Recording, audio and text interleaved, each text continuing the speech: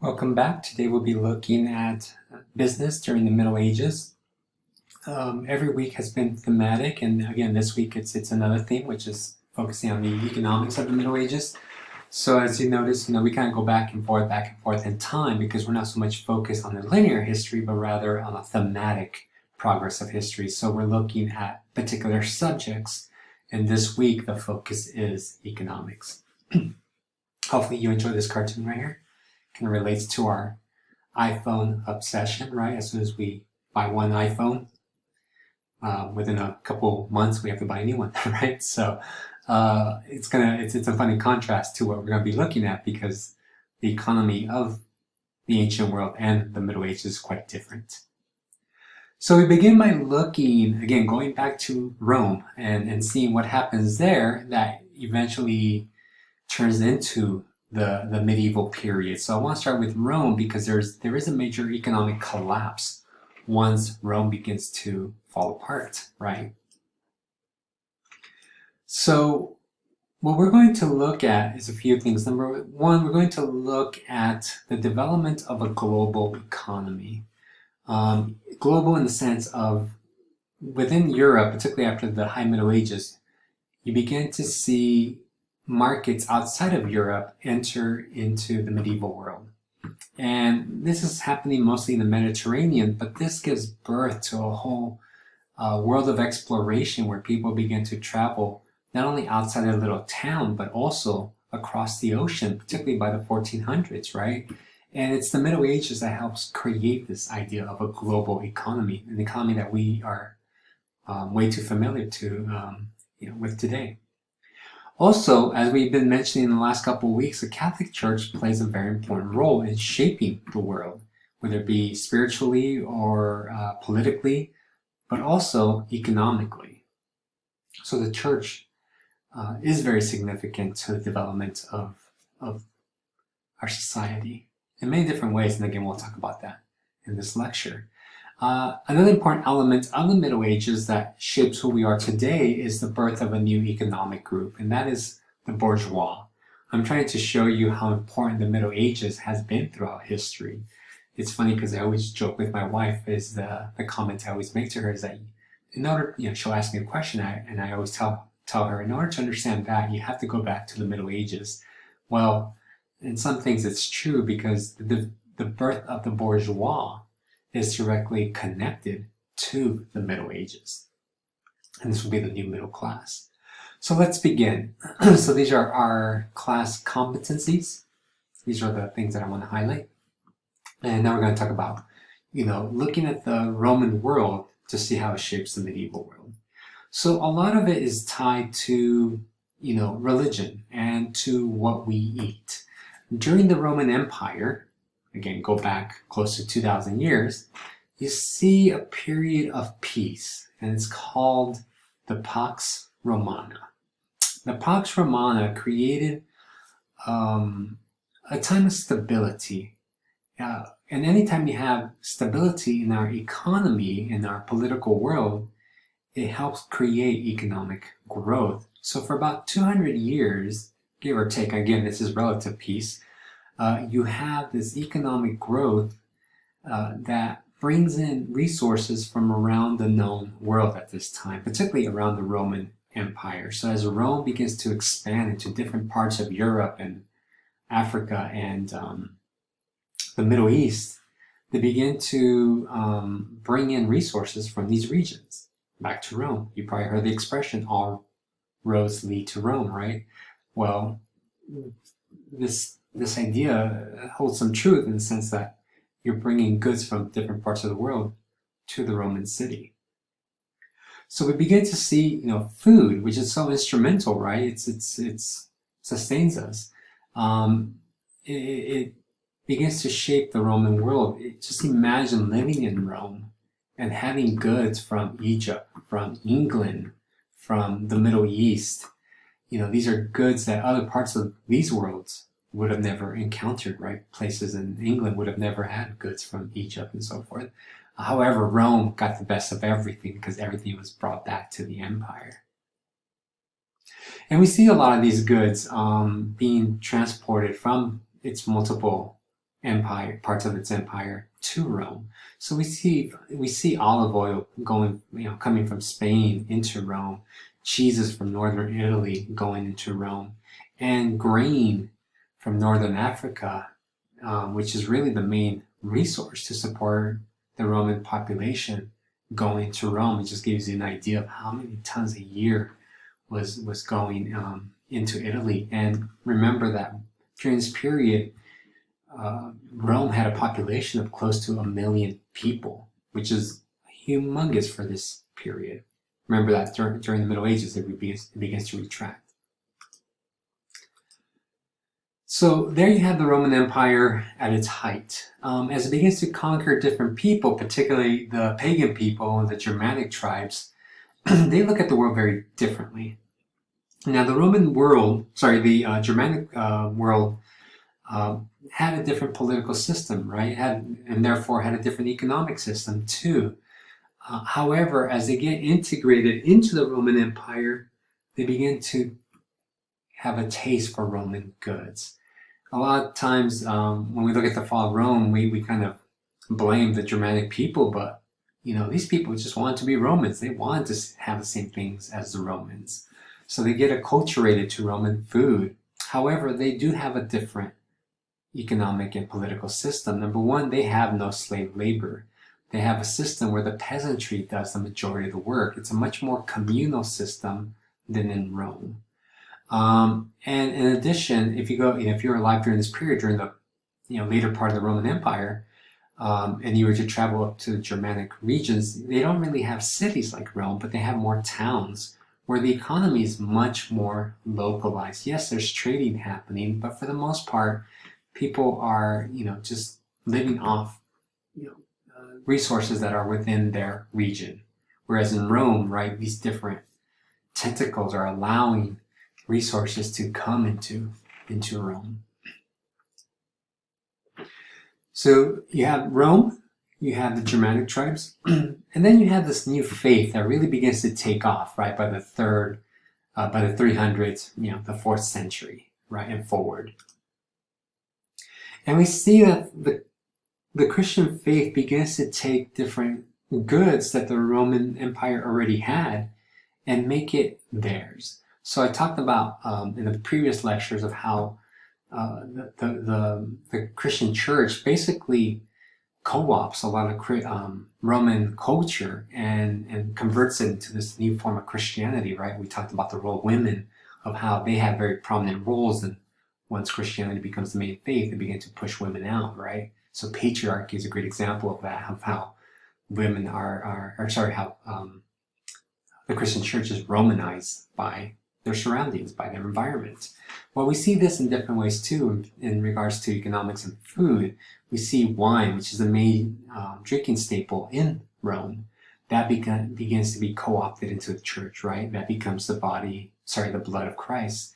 You have bread, again, another major staple. This is what Roman emperors, threw out to the crowd so they can feed when tensions were high, particularly the food scarcity. So bread became a major staple in the Roman world, but then it becomes an important element, symbolic element, or actually not symbolic because it's the actual body of Christ, right?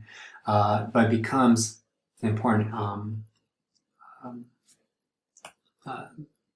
object in the Christian faith, where they use it to embody the body of Christ. Olive oil, again, another major staple in the Christian faith, as they use it for communion and baptisms and things like that. And then also fish, right? A major Mediterranean diet dish, now being incorporated into the Christian church. So if you were Catholic, or if you are Catholic, maybe you already know this, but you're not supposed to have meat on Fridays. It's supposed to be every Friday until Vatican II in the 1960s changed that.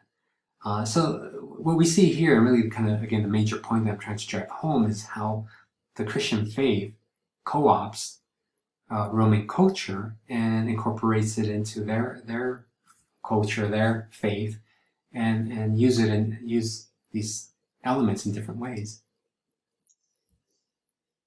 So we are continuing to look at the economy during the Middle Ages. Earlier I mentioned about how during the Roman era you have an economy that's very robust, right, that connects different elements of the empire back to Rome. And you have quite a developed economy that really begins to shift once the Middle Ages come into being, right, by the 7th, 6th century, 7th century.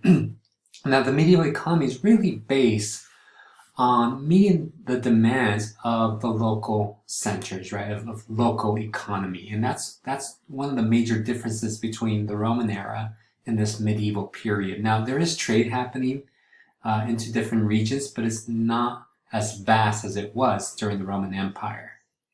However, the early Middle Ages will help create the economy that we know today. There's a lot of things that come out of the Middle Ages that we still use today, and I'm going to address some of them in this lecture.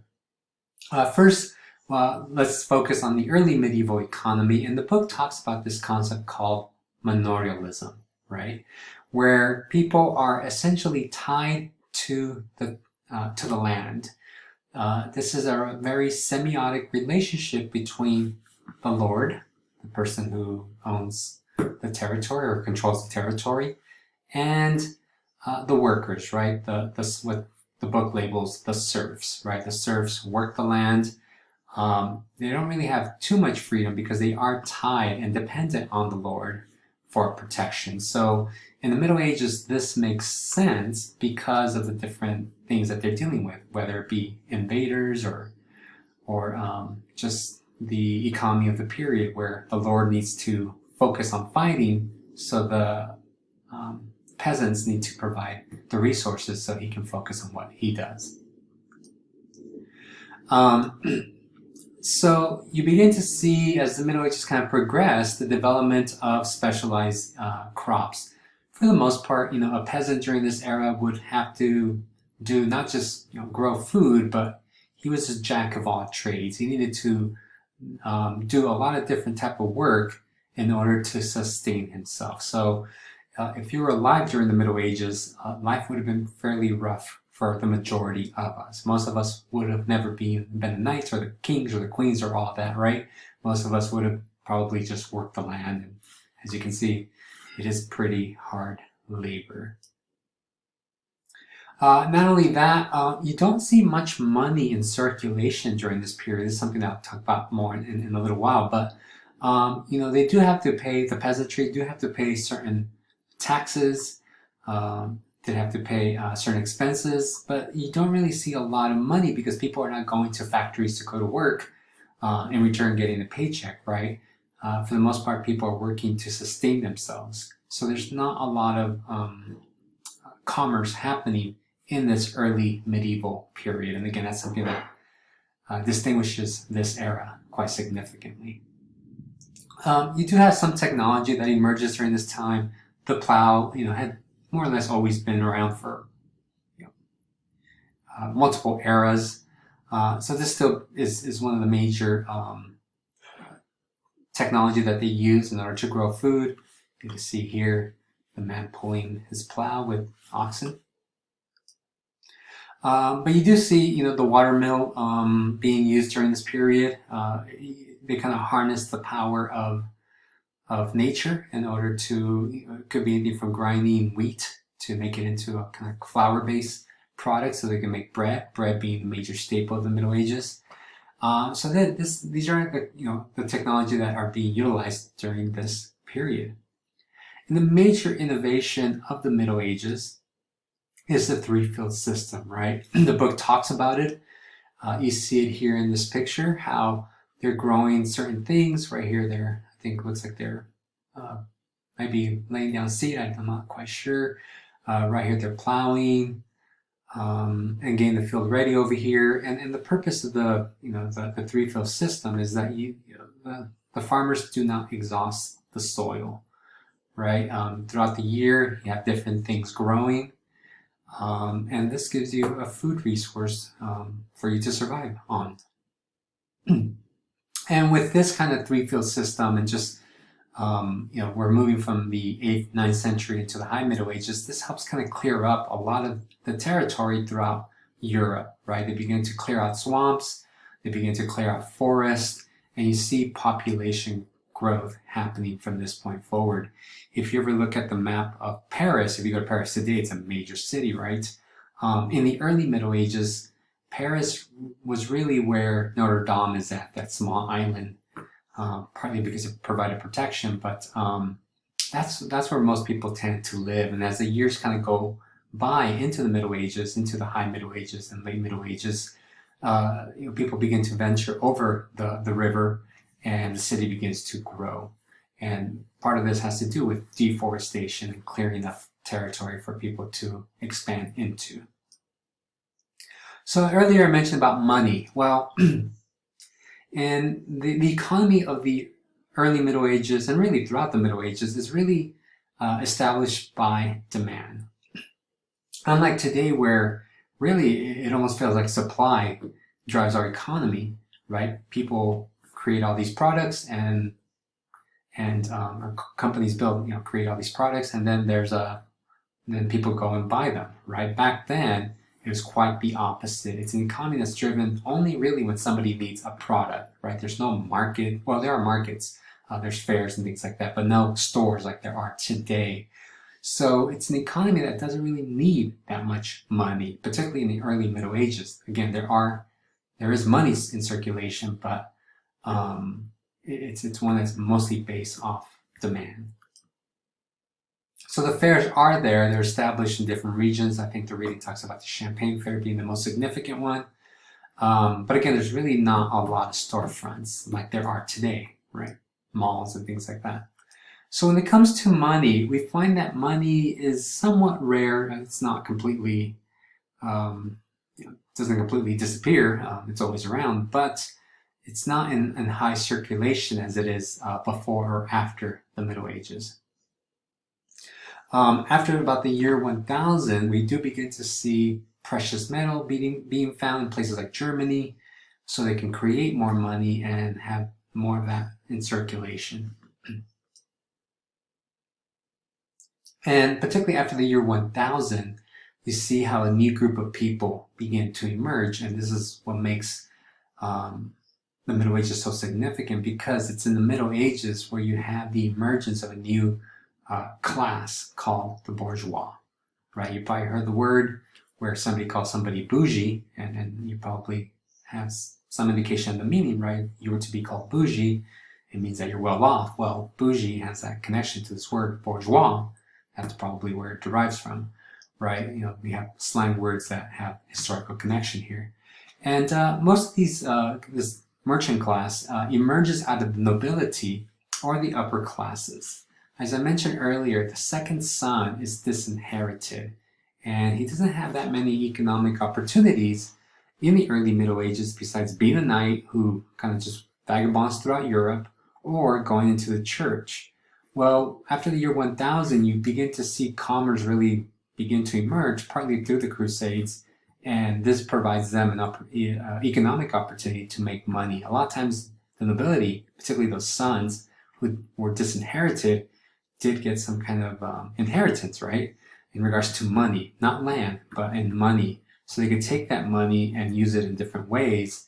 And one way that some, not all, utilized this money was to invest in trade, right? So this gave them an economic opportunity that wasn't quite possible prior to the year 1000. And again, the book talks about the Champagne Fair being the most important one, partly because it's so centrally localized in Europe. It's in France, right? So it allows people from different parts of Europe to congregate in this kind of central area in order to sell their goods. Look at the economy during the High Middle Ages. This is where we move away from that really kind of localized economy to a growing economy. And there's different elements that, again, still shape our modern world today. And the first one are really the Crusades.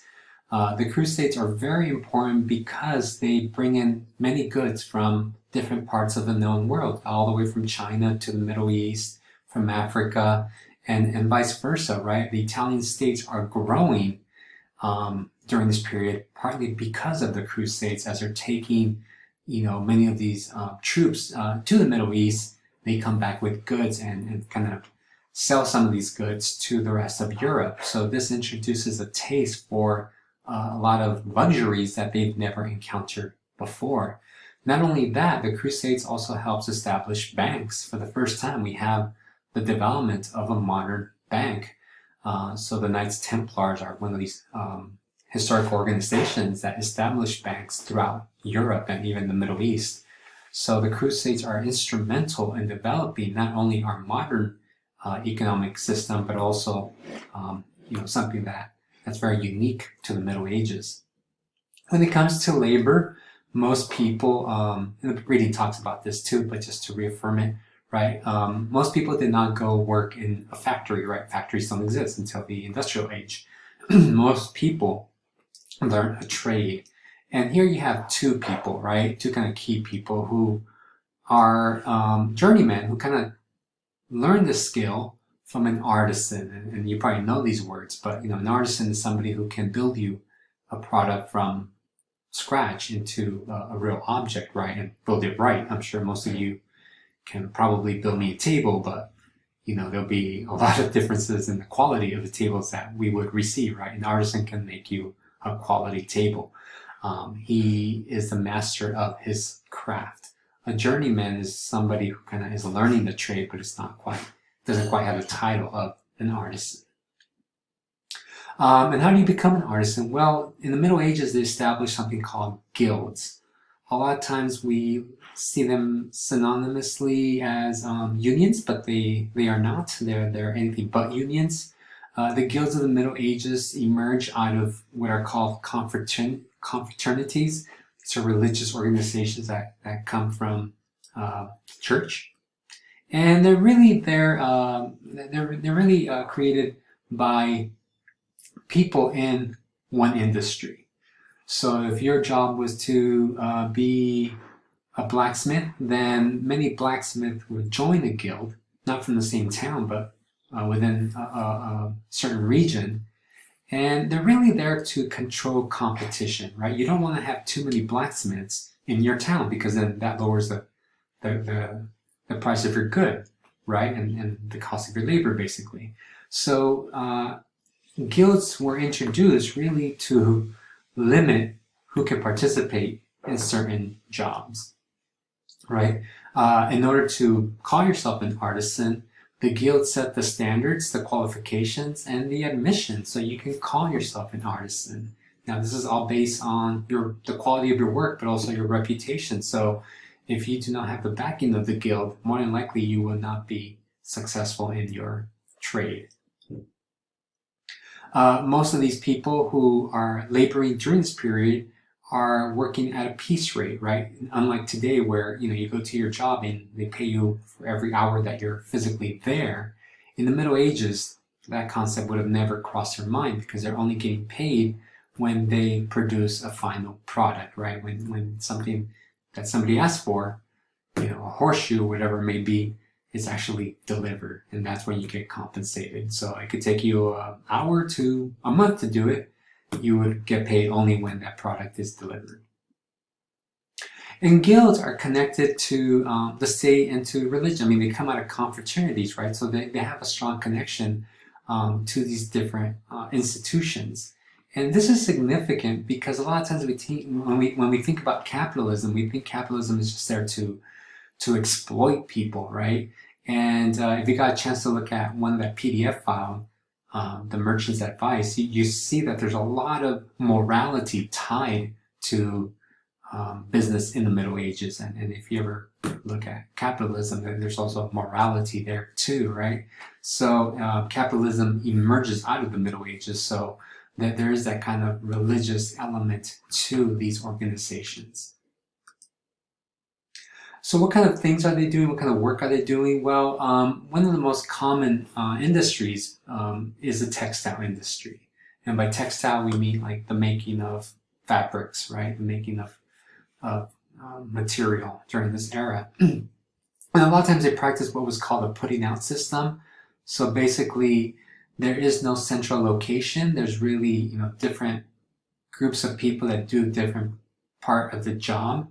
and the person who kind of owns everything will take it to different people, and they would produce different elements of it. So somebody would, let's say, um, produce the yarn, right? And then they would give it back to who kind of controls everything, and then he would take the yarn and send it to somebody else who would make the fabric, and then he'll collect that, and then he'll take it to somebody who dyes the fabric, right, and so forth and so on. So it's not like a factory system like we see in the industrial age. Everybody has their own kind of skill when it comes to producing a product like material. And again, since textile is the main industry, you have the development of the spinning wheel and the horizontal loom, and these kind of help increase the production of these products. But again, these are kind of great innovative technology of the Middle Ages. And again, the book talks about some of these things. So just reference the book in case you have more questions. So we talked about the water-driven mill already. Now, all this kind of gives rise to a new group of people. And we talked about the bourgeois, right? Most of these are people who are business people. Many of them are craftsmen, they're artisans, and a lot of times these are family-driven businesses. So I'll talk about that in a minute and show you something called the super companies that emerged in the Middle Ages. Eventually, as these industries grow, communities grow, and we see that many of these people that are part of this bourgeois class begin to enter government positions. They get charters for their towns, and they begin to run like city councils. And they're moving away from that kind of feudal system from the early Middle Ages, where everybody kind of just supports the lords to protect them from Vikings and from attack and things like that, to a much more robust economic center. And it's really the bourgeois, even though they don't have a title associated with their family name, they are the ones who are governing different communities. And this is significant because by the late Middle Ages, we'll see a shift from those people that have land, those people who have titles, to the bourgeois really taking over society. And a good example of that, which we'll cover later, are people like the Borgia or the Medicis, right? Who are not landed aristocracy, but rather bankers who have a lot of power and a lot of wealth. And I'll talk particularly about the family-centered business. So today, back then, these are businesses that are centered around the family. As family grow, the Medicis being one of the best examples. Again, a little bit later in the Renaissance, everybody in the family gets a piece of this pie, and partly because they're being educated in how to run a business. So the family becomes instrumental in running some of these industries. So let's look at some of the elements of the super companies. As mentioned earlier, the super companies were quite unique because we don't really associate something so complex. We don't typically associate it with the Middle Ages because we think of the Middle Ages as a very kind of backwards period. But throughout the semester, I've been trying to show you how innovative the Middle Ages have been, from the development of universities, right, to great philosophical arguments, to the tolerance of homosexuality. So super companies is another one that kind of just stands out because we just don't, we would have never thought of it. So super companies are really focused mostly in the Italian, northern Italian region. If you know anything about these, about Italy and really the economic centers of Italy, it tend to be mostly in the north. Well, again, it goes back to the Middle Ages. There are three kind of major families. So again, this predates the Medicis, but there are three families: the Bardi, Peruzzi, and the can't pronounce that, Acciaiuoli. And they focus on a number of different industries. So from trading to banking to manufacturing, they're into everything. And they're quite big, which is why a historian labeled them a super company. They're not just mom and pop shops throughout Europe. They are so big that they have their own structure, which mimics companies today. So at the top you have the chairman, and then below them you have everybody else. You have a Tavola who focuses on banking. Some of these words might sound familiar if you speak Spanish. Mercancía, who focuses on trading. Draperia, who focuses on manufacturing. They have a special account group who focuses on foreign markets. So even though they are based in Italy, they are actually branches of many of these companies throughout Europe: France, Germany, Spain, and England. Limosina, this is basically an account where they use their money for good for the community. So it's a charity account based, somebody controls that branch of it. So again, it is very complex in its structure because it mimics corporations today. And they implement modern ideas in modern today, and even modern obviously back then. As mentioned earlier, they have many branches, so somebody needs to make sure that everything's in sync. So picture GE, right? This will probably be the closest equivalent. If you know anything about GE, they deal with electricity, I think maybe even medicine, obviously banking. They issue credit cards, things like that. They have their tentacles in all these different industries. The super companies were structured in the same way. They actually loaned money out to the King of England, who decided never to pay him back, which essentially hurt one of these companies, and eventually they kind of went bankrupt. They bought on futures. They had a lot of sheep, and they focused on wool, and they kind of bought things, some of these goods, thinking of how the market would be in the future, because they bought large quantities, and then eventually the market begins to collapse, which ends up hurting them. So it was quite innovative for the moment that we're talking about, the 1300s, sorry. And unfortunately it didn't last because of things like the Black Death that eventually, kind of retracts the economy and ends up hurting these companies. And then by the 1400s, you have new families that kind of mimic themselves after these companies, such as the Medicis. They implement a system that is quite innovative for the era, and it's something that we still use today. It's called double entry bookkeeping. So if anybody here is in business, this is something you probably know, or if anybody here still balances your checkbook, this is something that is used in many of these companies. So you see what's coming in, you see what's going out. It kind of balances the sheet, making sure that you're always keeping track of your money, because it's just so big.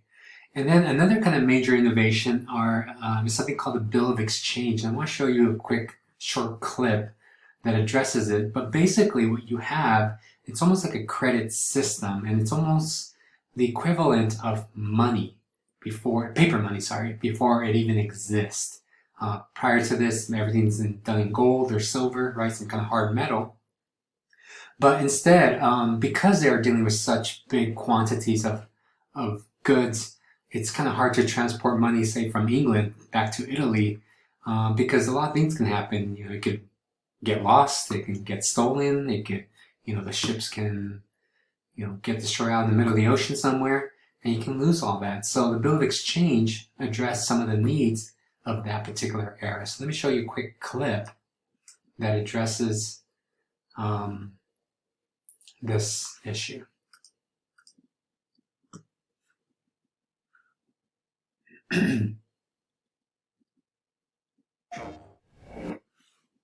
Sorry for the commercials.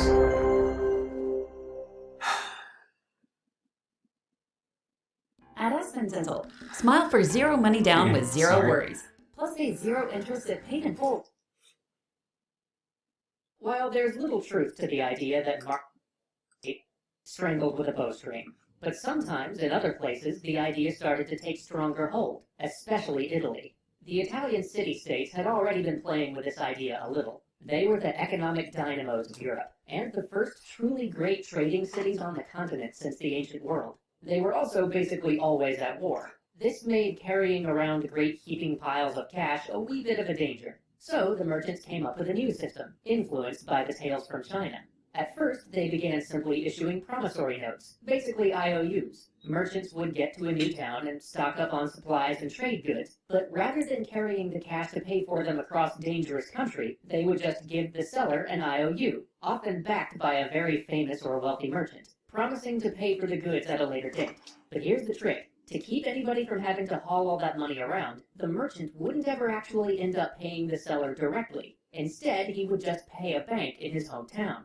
Here's how it would work. The merchant selling the goods would take the promissory note he got for them to his local bank, which he had access to, unlike most of Europe, because the Crusades had accidentally created modern banking. Why let a little crusade get in the way of a good story about fiscal instruments? So, he would take the note down to the bank and cash it in for slightly less than its face value. Basically, the bank was buying the note from him for some amount less than it was worth. Then the bank, which would have branches in other cities, would send a rider with a stack of these notes out to whatever specific city those notes had originally come from. When the rider got to the city, he would hand them to the local branch of the bank, and then the local branch would go collect from the merchant who had bought the goods.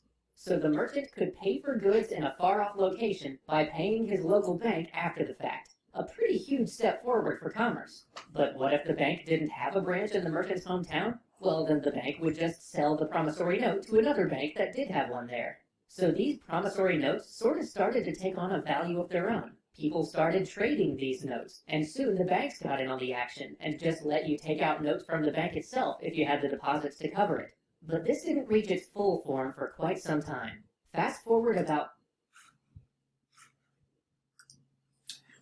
All right, so there you see the bill of exchange, right? And again, this is an invention of the Middle Ages, and this eventually develops to the concept of paper money that I guess we were accustomed not too long ago. Today everything's done by maybe an ATM card, but this is an invention of the Middle Ages, particularly the late Middle Ages. But it addressed some of the needs that they had in this particular era. So this is the last part of this series of business in the Middle Ages. Here we're looking at the relationship between church and business.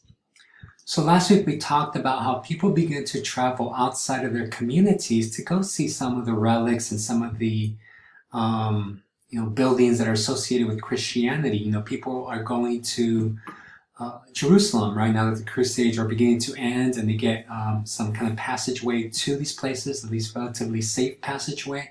Or people are going to Rome, or that famous pilgrimage over here in Santiago de Compostela, right? That I mentioned. It takes about 30 days to do in case you want to do it. Well, people are beginning to travel and taking a quote unquote vacation. And it's definitely connected to the church. So this, this relationship between the church and tourism is very key in opening Europe to the different travelers. So as people begin to travel, they need a place to stay, right? They need a place to eat. So many of the travel guides of the era at that time kind of were associated with the church because, number one, they're literate, they're the ones that are writing, but also a lot of times pilgrims could stay at the church for free, right? The church had to welcome them there.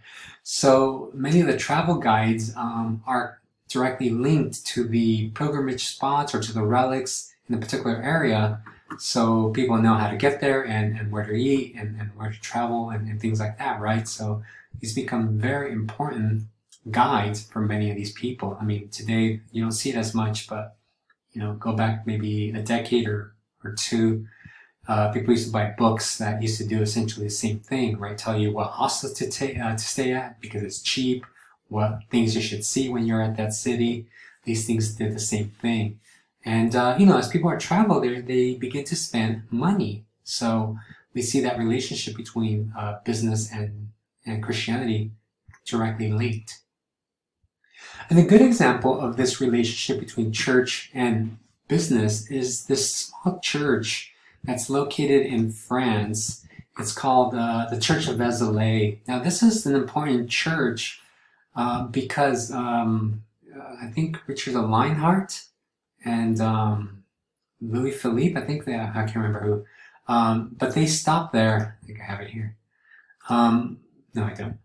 They stopped there because supposedly it had the relics of Mary Magdalene. So before they went on crusade over here to the Middle East, they stopped in northeastern France at this small little church that supposedly had these relics. Well, that's how important the church was. Eventually, the church said that they were not official relics, and the church begins to lose its prestige. So it kind of shows you the relationship between the church and industry at this time, that basically the church can make or break you, right? If your relics are no longer recognized by the Catholic Church, by the Catholic Church at this time, then that means less people are going to go to your church, ergo your small town where your church is located, and it's really going to hurt economically. So you always have to kind of make sure to have a good relationship with the church so business can thrive in many of these small communities, particularly ones that have these relics of Christian people. Another way that we see the church involved is in this concept of a just price. The idea is that people should not gouge, right, when it comes to selling products. And the church takes this very seriously, and the church is kind of imposing itself in, not that there's a free market, but in the idea of the free market, right? That people cannot just be charging whatever they want. And the church takes a very early stand on this. So they use biblical passages to kind of justify such arguments, saying, look, in Matthew 7:12, it says, whatever you wish that men would do to you, do so to them, right? So don't price gouge somebody else if you don't want them to you. And we find that, again, we see morality connected to business in the Middle Ages. Again, the document of the Merchant's Advice kind of mimics those ideas. Another way that we see the church involved is with this concept of usury. Usury is when somebody lends money, like, and charges an what do you call it, a ridiculous amount of interest to lend out money. So the church takes a stand on this issue, saying, look, you can't do this. And again, they're using biblical passages, and they're kind of twisting them to benefit their perspective. So here they use Luke 6:35, where it says, when lending, expect, and the actual quote says, expect nothing in return, but they interjected this concept of lending, right? When you lend money out, don't charge interest. A Christian does not lend another Christian money and charge them interest. So the church was basically against usury. We see this quite early on in the Catholic Church. Remember that Council of Nicaea, where the whole issue of Arianism was addressed? Well, it's kind of this idea of usury is implemented there. And it kind of continues where later popes are arguing that these things are a sin. And at the Fourth Lateran Council in 1215, the Fourth Lateran Council, again, we talked about it earlier too with the concept of marriage, but this Fourth Lateran Council is a very important council where they address multiple issues, and the church basically argues it's okay to borrow money, but from non-Christian people. So, a lot of times we have these stereotypes of different groups. Well, here we see an example where the church kind of creates this idea that, well, if you're going to borrow money, borrow from non-Christian people, right? They were kind of okay for you to borrow money from Jewish people. However, that doesn't mean that Christians just stop lending money out, right? They still have this system in place, and instead of calling it a loan where interest is paid, they call it a gift.